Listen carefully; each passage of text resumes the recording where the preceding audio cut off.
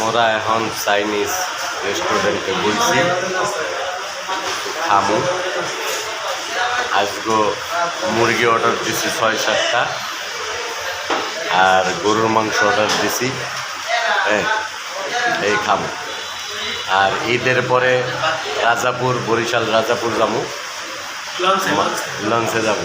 হ্যাঁ, মামুরের লঞ্চে যাবো। হ্যাঁ, নাস্তা যাবো। মামা বরিশাল যে হওয়ার বাকি মামুন মোল্লার বাসায় যেয়ে বেশি মানে আচ্ছা ধরেন মনে করেন আমরা যদি একটা গরুর রান দেই, মানে গরুটার দাম হইতে পারে 1 থেকে 1.5 লাখ, নাইলে 2.5 লাখ টাকা। যদি এরকম একটা রান দেই তাহলে কয় মিনিটের ভিতর খাবেন? সকালের নাস্তা কি করি মানে যদি একটা আনাম রান দেই তাহলে সকালের নাস্তা, আর দুপুরের বেলা ভাত হইলে কয় রান খাইবেন? তাই? আচ্ছা মামা, আপনি যে এত খাওয়া খান, আমি আপনার পাশে খাই, আপনার একটু মনে চায় না যে একটু বাইকনারে খাওয়ান দেই? খাওয়ার সময় আমি আসলে টাকাই না, মানে খাওয়ার সময় আপনি আশেপাশে তাকান না, মানে খাওয়ানোর দাম দিয়ে খান। তাই মাঝে মাঝে এমনি মায়া টায়া লাগে না?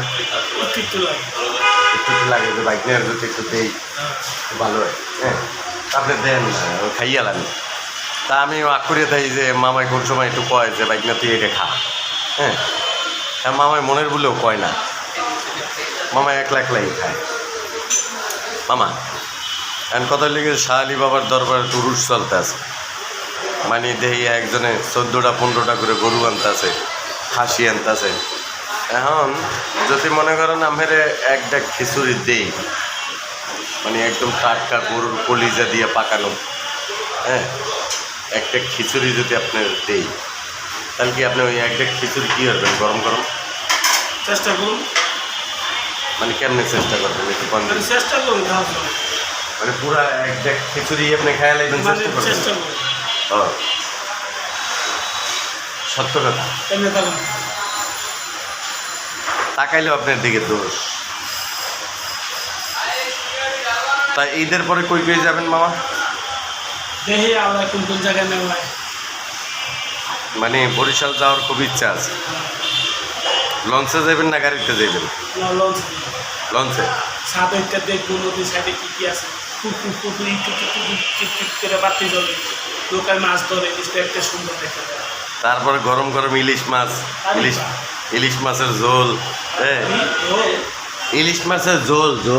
ও বুঝছি। হ্যাঁ, মনে করেন মামারটায় মনে করেন 4-5টা ইলিশ মাছ লইবে। আর মনে করেন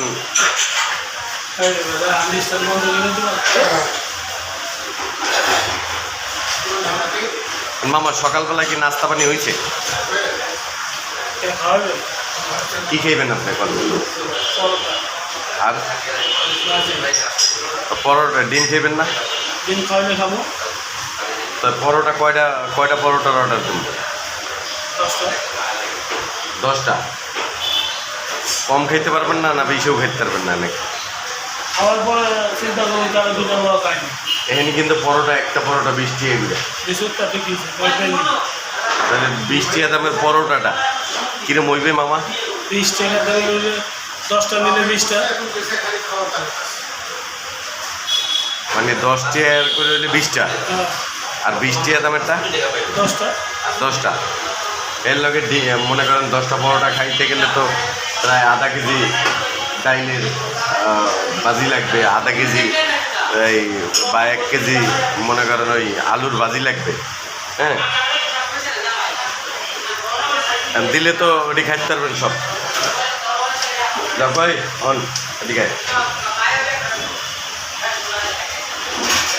এদিকে এই নাই এদিকে এই সাইডে দাঁড়া।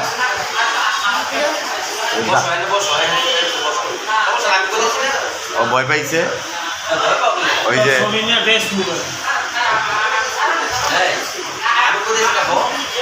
ভিডিও করবো তোর প্যান আজকে খুলে একটা দেখছস